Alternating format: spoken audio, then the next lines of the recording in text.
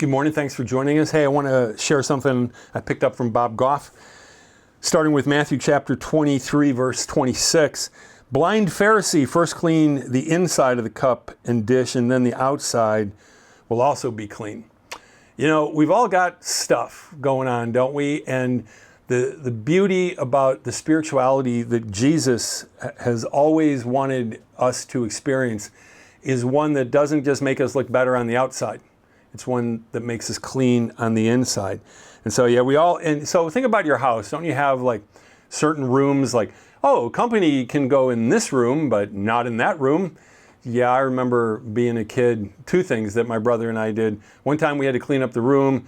We just threw everything in this closet and closed the door. And anyway, later my parents opened the door and everything fell out. And another time we cleaned our room and we put everything in plastic bags and we had a ditch behind our house. We put it back there.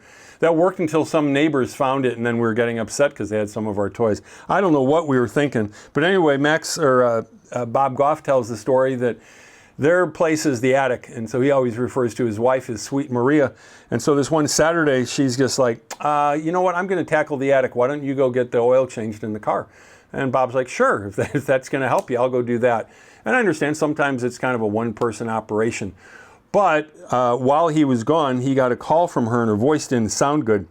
And you would never want to hear your wife say, I fell out of the attic and onto the floor head first. How close are you? And he's like, you know, my wife, you know, she's not prone to drama or anything. So he knew that it was something fairly serious and she wouldn't make a big deal otherwise. So she had a concussion and she didn't have feeling in her, she had loss of feeling in her arms and her legs. So they were super concerned at the hospital. Well, it turns out that the big blow to her head, it's kind of like an off button. And eventually they were treating her and, you know, but there's that point where you're not sure, how is this going to go? You know, things at hospitals can be that way. But slowly but surely, feeling started to return to her arms and to her legs. And the doctor asked her where the biggest pain was. And she winked and she pointed at Bob. And Bob's like, okay, she's getting a lot better. And Bob's side of the story is, and he's sticking to it, is that Sweet Maria is head over heels for me. Yeah, that's what you say when your wife falls out of the attic. He concludes this by saying, we all have areas in our lives that need attention. You do, and I do. If we ignore them, sooner or later, they're going to trip us up. They're going to mess us up. So ask yourself what areas you need to address. Ask yourself, ask Jesus. Because sometimes it's like getting a knot out of a shoe.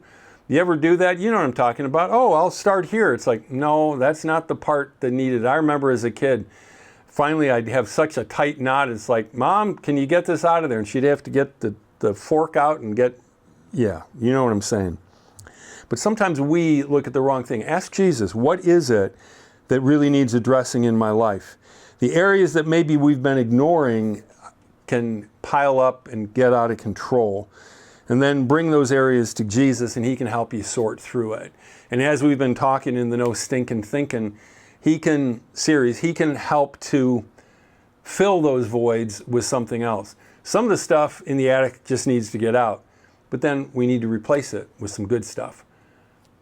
I hope and pray that can be your reality this week. Have a great one.